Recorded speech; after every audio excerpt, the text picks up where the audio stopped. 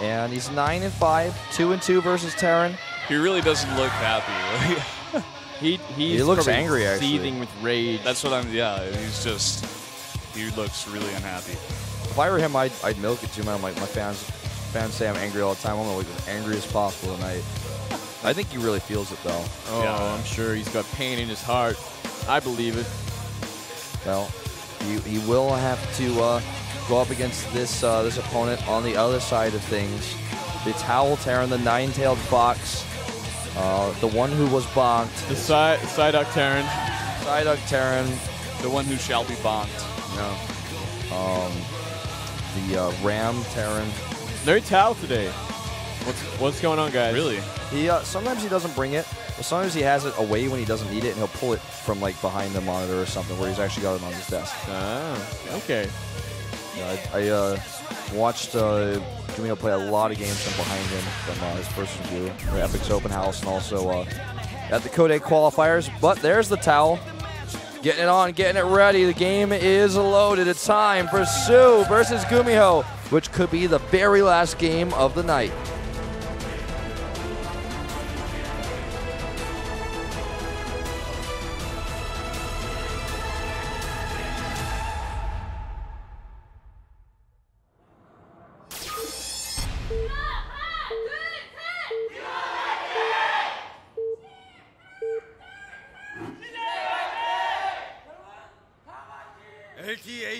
SKT. Down here in the bottom right, in the orange for SK Telecom, the Zerg player, it's soO.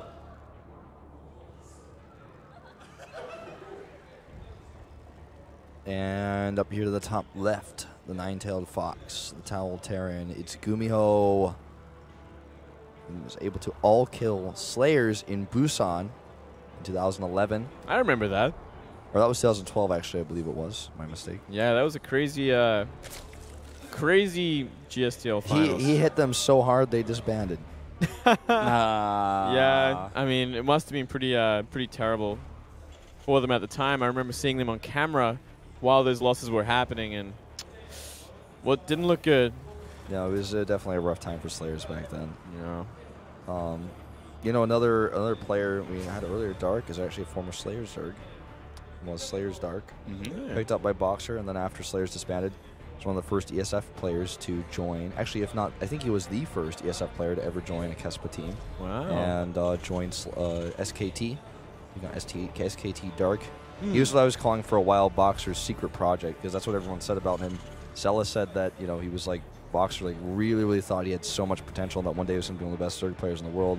Starts to show a little bit these days. Yeah, if he continues to play like that, he would quite easily be up there. If they put him on more, maybe next season we'll see the rise of Doc. Yeah, I'm looking forward to it. I really am. He looked really good in that match. And we see a really early pull from soO. So playing the kind of defensive styles, doesn't want to deal with any sort of proxies, especially Reapers. I feel like if I'm soO and I'm playing against GuMiho, I go, you know, GuMiho, you're a great player. Your Reaper harass is really cool. We have that's pretty cool. 3 Zergs. Is that Team Salmon? I don't know what that is, actually. I don't know think what that that's is. Team Salmon. No, 3 Zergs in a row is what that says, right? Oh, yeah. So I don't know. Maybe they're saying it's Imba. No. I guess they might be talking about the 3 Zergs from earlier, actually, that all won. That's probably what that was. I didn't look closely enough to see who those people were. I mean, it could happen again today if soO wins. And whoa, what does it say? Oh my God, what? It's saying soO, I love you, soO, I love you, soO, I love you, over and over and over again. Whoa, at the top it says soO fighting. Who is that? Is that I'm guessing it's a fangirl. Yes. Could be his brother or something. It's actually me. His brother? That's a... I didn't see if it was a girl. And I was no, it's a girl. I can see her. Okay. From here. I'm always all about the signs. Yeah, and we do see these kind of standard Reaper expansion from GuMiho. soO scouts it out. Decides not to go for a gas anytime soon. So he doesn't really want to deal with them with Speedlings, and the Reaper getting a very good scout here. Yep. Does get shot a few times, so he's going to have to wait a little bit longer before he comes back in. This Reaper stays over here to make sure that there's no pesky Zerlin to come in to force a cancel on that CC. As you'd want against sort of like an early pull. Zerlings can get out on the map a lot quicker before the Reaper kind of has time to shut anything down, contain anything. Now, in true GuMiho fashion, he's gone into 3 Reapers. If he makes a 4th Reaper, I'll say you definitely need to do the Dream Bunker. But well, I actually really like the more Reapers he makes, considering there's no gas out. It means he has a lot more control. It means he can do a lot more poke damage, especially against Queens. And he can scout a lot easier, too. yeah, still no gas, he sees. And we see no gas from that side, but not the other side. So, yeah. I think Brendan's mic just exploded. So we'll get somebody on that. Yeah, ASAP. that was... Brendan, you just text the PD name. I'm sure that'll be resolved. Yeah. But for now, just Moonglade and I will talk. We'll talk about this game, don't you worry. So at this point in time, I mean, everything is pretty standard. Gas obviously very late here, and he's going to try to abuse it. Now 3 Reapers in a pack coming in. The Queens are already en route back into the main. Let's see if he gets any kills. I think he should maybe get 1 or 2 here, possibly.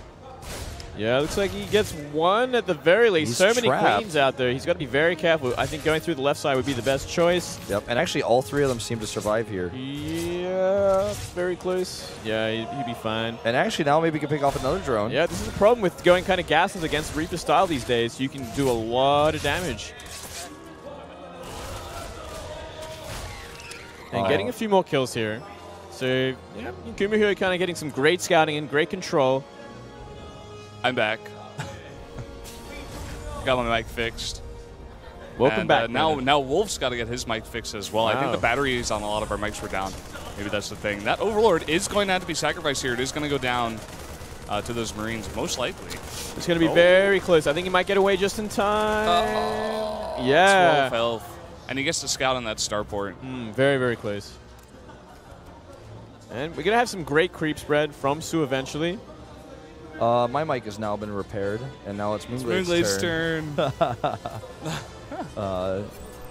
I guess we were just commentated so well, ran the batteries out. Yeah, that must have been it. So at this point in time, he's going for Roach upgrades. That's pretty strange. We'll see what he has planned with this. I mean, Roach speed and +1 means he could do a Roach timing. soO actually loves his Roach timings against Terran, especially when he's in a very angry mood. Yeah. And I mean, it is. Oh. Oh, if he scouts it, it'd be huge. But I mean, like, it is going to be mech, so a timing with Roaches would be great. But he already sees the Roaches straight away, gets a Reaper.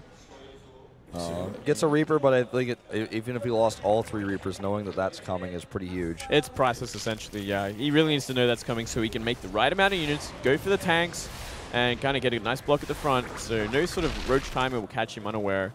Doesn't want to, you know, build the wrong units, wants to make siege tanks, doesn't want to take the 3rd base too fast, wants to take that slowly, carefully. Yeah. Spire goes down now, so we could see that 1-2 punch of the Roaches into the Mutas, where you force a bunch of siege tanks, and there's no Thors, and the Mutas come in. Surprise! Exactly. You force one out, and you go the other. It's such a great way to play, and we do see the kind of a delayed 3rd go down. That was like a 9-minute 3rd base for soO, so very, very delayed. So trying to catch up in economy. I mean, there's already a 3rd CC for GuMiho, and yeah, he's definitely a much stronger economy at this point. He's had that for a while, actually. He got that very early, and just now is going to fly it out. So, I mean, you see the results, a very high number of SCVs, and he's going to be able to transfer those over to the 3rd base, get that saturated as well. Yeah, but we do see some Roaches move out in the map, so we might be trying to maybe harass it a little bit, maybe try and stop it from comfortably mining. We do see tanks out on the map now. But kind of defending only the natural and main at this point. Nothing at the 3rd base. So if we do see some Roaches go to the 3rd, a lot of damage can be done. Yeah, a bit of a Hellion backstab has been set up over here, but I don't think it's really going to be too effective with that low number of Hellions. A drop in the main, though, with Hellbats and then Hellions coming into the natural could be really painful because all these Roaches are out of position. This 3rd base is under attack right away, like you said, Moonglade. Not quite protected by these siege tanks just yet, so he's probably going to have to lift that. And I think he already has. So soO has seen this medevac with his Roaches and his Overlords. He's going to be cleaned out by the Viking, but he's got to know 100% this is coming in. He should be ready, but where are those Hellions? They're over there to the left. He's only got 1 Roach here. Yeah, it's not enough with the Ulysses and the Spore Crawler.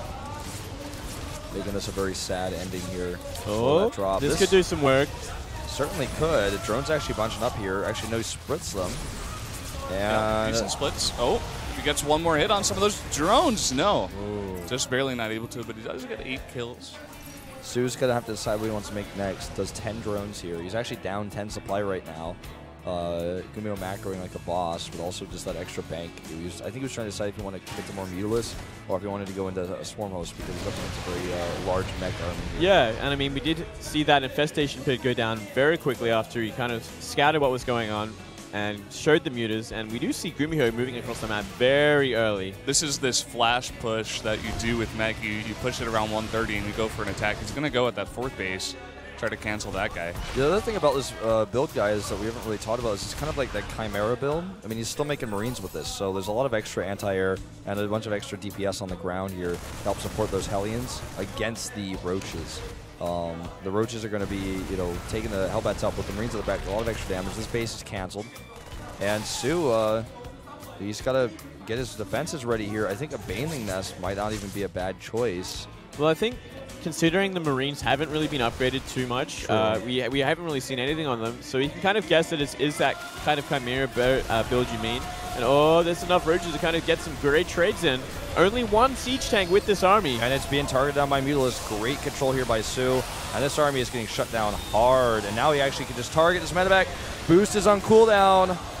And will he get it? Yes. And he does. Wow. This is a medevac and a Thor, and there's a huge Zerg army coming straight to the front of the base. He's got tanks, but is it enough?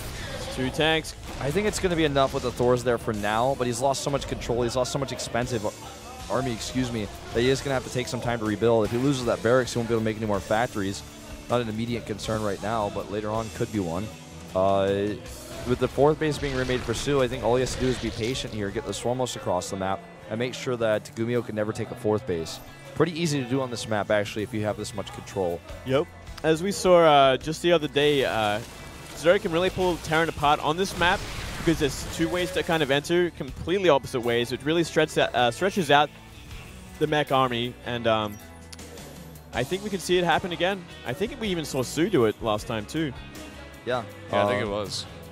He did it against Protoss, I believe it was, where he attacked the rocks, unless I'm mistaken. But regardless, I mean, somebody's done that recently. It could have very well been soO. Maybe he did it in both matchups. It's a really good strategy to do on this map. You just pull the army one way, and then you come on the other side. For example, at the natural here, we might even have to have GuMiho make a planetary, and that's expensive. That clogs them up. This Hellbat drop. They got the blue flame. They're doing a lot of damage, but a nice pull on the drones will be enough. They are going to be picked up and probably boosted there into the main. There they go. Oh, come back. Oh, bit of a juke there. Oh, they're really grouped up. Sees a Swarmos sort of switch, so he knows exactly what's happening, where this tech is going, and he'll probably want to start tank production again after these Thors. I feel like these Hellbat drops are actually half about scouting and half about harassing because you're never going to expect to do a ton of damage with these, but when you get in there, you're always kind of seeing units pop out. And as a mech player, that's the most important thing is knowing, okay, what exactly are you making because I need to prepare for that. That's the power of Zerg against mech is you can always keep your opponent guessing, force him to make the units, and then you make the counter. Yep, absolutely. Well, Thor drops a rare sight, but looks like we may actually have that here. Thors can take out a building in no time, and also they're obviously going to be able to help defend against those Hellbats, defend them against Mutilus or anything else that comes nearby. Yeah, they're really out of these Roaches really out of position here, so we could definitely see a snipe on that 4th base of soO. Does the Thor actually hit the base from the high ground behind it? I'm not quite sure if it has the range. If I had a quick look, I'd know for sure, but I think so. I think so too. Yeah, definitely. It'd be very close. Either way, they're going to be doing damage either to the drones or to the base itself. And these Hellions, it's like they're just out of range. Yeah. The tanks are here, so they're going to do it. Exactly. So that's what the tanks will be for here. Hellions over here now that they've run across the map, going to Hellbat mode to help support, and he's able to take this base now. At least he's almost able to do so. That's the most important part in TVZ, regardless of whether or not you're going mech. That 4th base, can you get your own? Can you deny the Zerg's 4th? Well, it looks like soO is gearing up here. Well, it looked like he was going to clean that up, but now he's moving his Roaches back to the middle. Maybe he wants to deny the space really hard. And he could kill it, actually. Oh, very, very close. It's burning, though. He needs to protect it now, repair it. And keep that selected, it looks like here, so you guys can watch it count down. Actually, really needs to send something over to repair that. Yeah. I think just right-click it once, and that's it. Down it goes. And also these Thors, man. Thor's going down a bunch of these tanks. I mean, this is just way too much Zerg right in the front. He has wiped out so much of this Terran army right now. Now, he does have a few extra CCs, so it's not like that's the end of the world for him, but it's definitely hurting him a lot. It's costing him a lot of time. Hellions find that there's no drones here, so they actually now go to a hunt in the main base, while we've got Hellbats at the third. The army of soO right now is pretty out of position. So many Hellbats coming out of the third that Hellions in the natural have done a lot of damage as well. It seems like some Speedlings come out, though, enough to clean that up, but now he's got to clean this one up. At least forces a lot of lost mining time. Yeah, a lot of economic damage, and he really needs to start droning up that fourth base. Otherwise, he's just not going to have anything sort of comparable to GuMiho's income. Yeah, he's making an Ultralist Cavern off of 48 drones. That concerns me. I was wondering what he was going to spend his bank on. He decides to do this, not going for Mutalist. I think that's what GuMiho is expecting, though, because he does have 3 Thors queued up. What do you think about the Ultralist with this? I mean, do you think he can afford that right now, or is this kind of a bit too I think much? he can't because of where his economy is at right now. If he gets up to like 80 drones, he'll be able to do it a lot more, but he hasn't got the bank that you normally have with a Zerg in this sort of situation against a mech Terran. He's kind of just taken too much damage. He lost that fourth base again to that drop, so it's really a hard position, not where soO would want to be. Yeah, I'm worried for him too. Beyond that, the Ravens are coming out. Adding a second starport, getting a +3 in a second, almost done for his mech. And I don't know if he wants to attack here. These tanks are going to siege up. He picks off some of those Hellions. Gets that just in time. Yeah. Oh, I like this move. Kind of sending in Lucas from the back, kind of intercept any sort of reinforcements. And at the same time, he could even send his roaches in after. If he had more Vikings, he could have actually landed those if the roaches and lings were out of position, but they're right on top. Yeah. Getting back. Yeah, that's right. Ooh, and looks like we are going to see the roaches go into the natural, and there's really no defense here. Yep, not at all. That Thor looks a bit awkward and out of place. 2 tanks do pop out, but still, it's not enough. He's not going to want to land his Vikings here, I can promise you that. No, and at the same time, Lucas intercepting the army here. Oh, my God. Doing a ton of damage. They do die eventually, but look at this. SCV's fighting against roaches. He has no defense for any of this. We see him cursing in the booth now. Yeah, this is a horrible position. And when Vikings have to land like that and fight against roaches, like, you don't want to lose that air superiority like that you once had. Yeah, you know something has gone wrong with Vikings fighting roaches. CC gonna go. He's got a lot of spares, but still, it's so annoying for him. He's losing that gas mine that's so important right now. Locust over here are going to look like they're going to shoot a little bit of that hit points off of that. But look at this. The Hive is actually getting really low in the main base. I think he's actually going to kill that. Oh, with some roaches coming out now. But no transfuses, and I don't know, man. I think actually it's just too low. So much splash damage on it. It's getting really, really close. He does clean up the third base. God. What is this? Oh my God. He saves it with 9 health. One shot. Wow. That's frustrating. That's tilting. Oh man, GuMiho has got to be pretty pissed about that.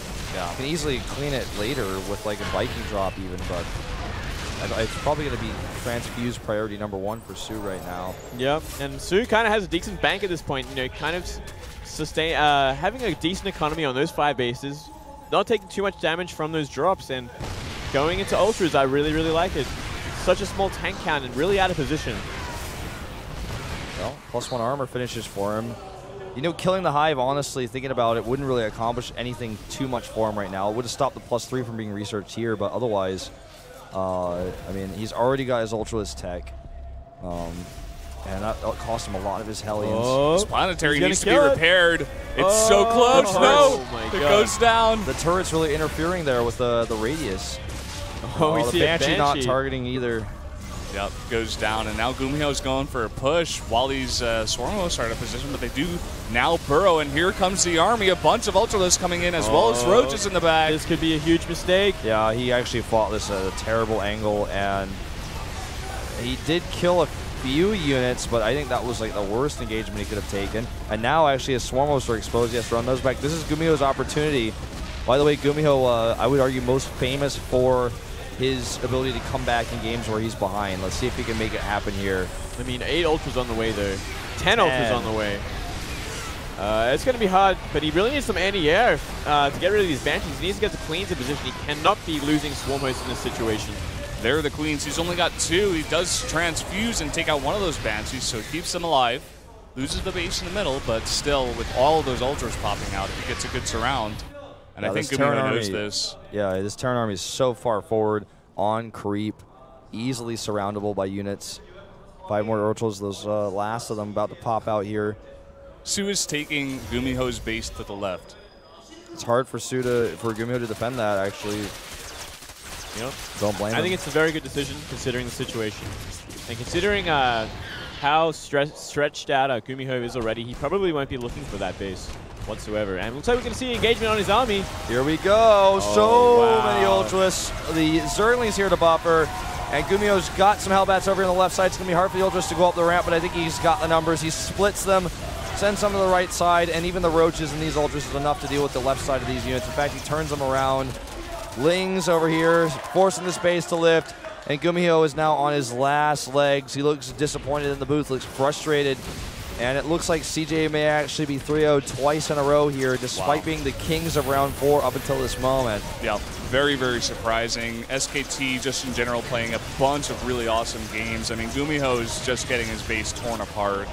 Nothing in here is surviving. He's got some stuff in the air, and maybe that's what he goes for, but he has no economy right now. Yeah, there is simply no coming back from this. Not with the economy in shambles like this, with only a few Banshees. I mean, he's doing some drops. He's trying his best, but it actually saves the tanks. Wow. He killed an Ultraless Cavern with the Thor, but I think actually soO accidentally made 2 Ultraless Caverns, if I'm remembering this correctly. So I don't think it's making some random hatcheries. Nah, he's gonna use Consume later. That's what this is for. This is by no means rude or. Well, it'd be a lot better if it was actually in GuMiho's base. He's doing some tank drops here, but I think he's just kind of being annoying at this point. There's simply no way he can come back. No, this is looking pretty bad. Yeah, that drop just get cleaned up, but now some Vikings as well as Banshees coming in. Oh, drops the tank.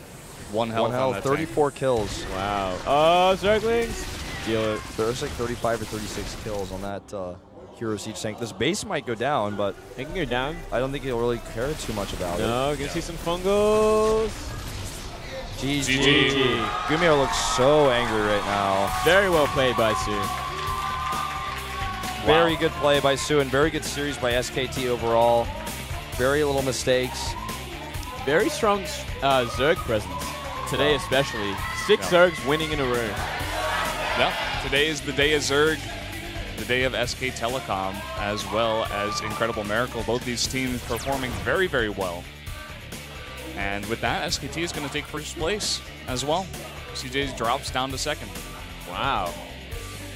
Very, very sad days here for CJ. Obviously, they've already secured their spot, but I mean, pretty tough to lose like this. It takes a little bit of momentum away from them going into the playoffs. You don't want to go into the playoffs losing 2 3-0s in a row like that. Yeah. And getting the first seed is so important as well. You don't want to, and even possibly with this loss, if Samsung wins, they're going to be in third. So they're losing seeds with these 2 losses. I think that's the most important thing here. Yeah.